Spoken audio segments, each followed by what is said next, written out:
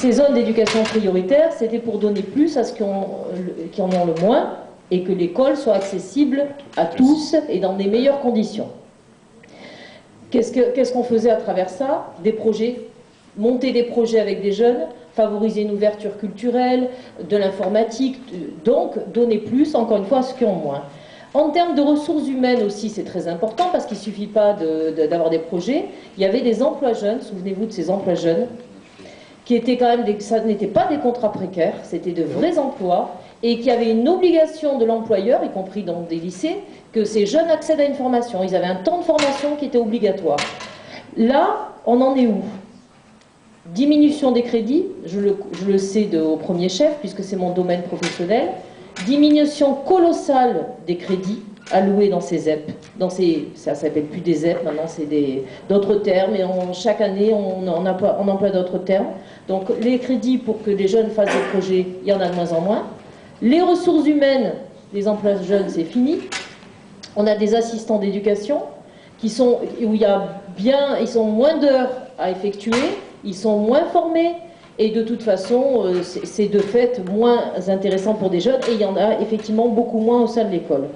Ensuite, on avait constaté à l'époque, sur l'analyse des ZEP, parce qu'il y a toujours des analyses à faire au bout d'un certain nombre d'années, et l'analyse qui était de ces zones d'éducation prioritaire, c'était de dire il y a trop de jeunes enseignants, il faudrait qu'il y ait une équipe stable, qu'on puisse stabiliser une partie des équipes dans ces collèges ou ces écoles difficiles.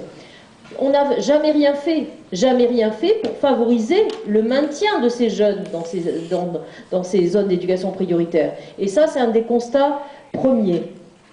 Ensuite, le troisième problème que ça pose le problème de la carte scolaire.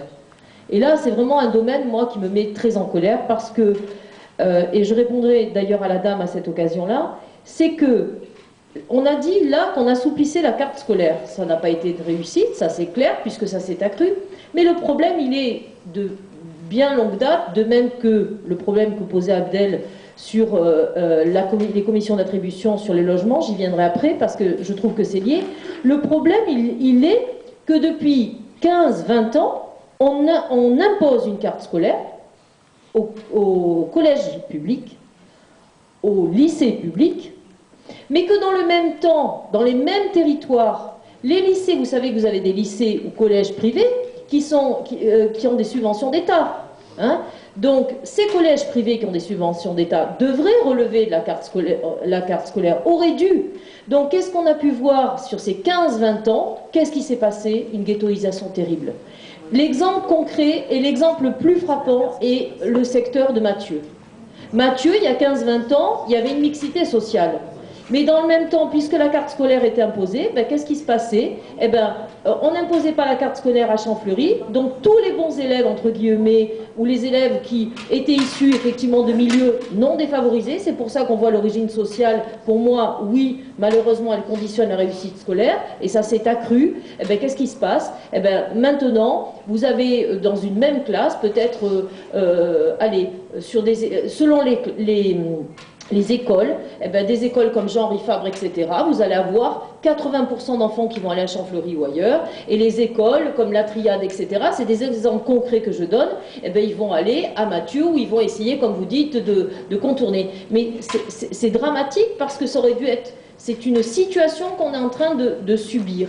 Et par rapport à ce que vous disiez, quand j'entends, moi, certaines écoles privées qui disent « Ah ben nous, on accueille tous les enfants », mais non, certainement pas.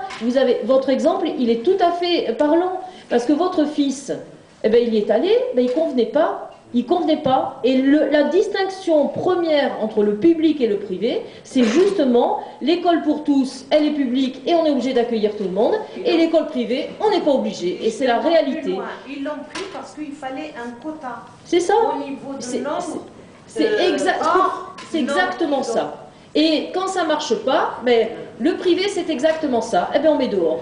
Bon, donc, pour moi, oui. Et ce que je réponds, c'est que la gauche, et alors là, je ne pourrais pas entendre le contraire, a tout fait pour essayer de minimiser, justement, de minimiser les origines sociales, que les jeunes puissent accéder à une réussite scolaire, malheureusement, tout ce qui a été monté depuis des années, tout ce qui a été mis en œuvre a été cassé ces 5-10 dernières années.